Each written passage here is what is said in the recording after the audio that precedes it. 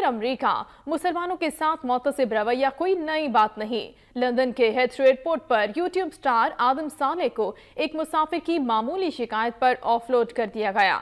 आदम Saleh social media पर अपनी videos के हवाले से जाना पहचाना नाम है। उसने बताया कि वो लंदन से न्यूयॉर्क जाने के लिए डेल्टा एयरलाइन की परवाज पर सवार थे। उड़ान से पहले उसने अपनी वालिदा से मादरी जबान अरबी में टेलीफोन पर बात की, जिस पर साथ बैठी खातून ने शोर मचा दिया। खातून की शिकायत पर जहाज का कप्तान आया और बाद में मुझे और मेरे साथी को जहाज से उतार दिया गया।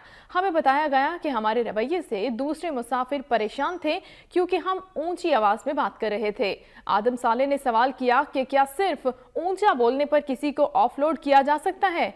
बाद में दूसरी परवाज के जरिए न्यूयॉर्क पहुंचे। आदम सालेह के साथ पेश आने वाले वाक़े पर दुनिया भर में शदीद रद्द-ए-अमल का इजहार किया गया।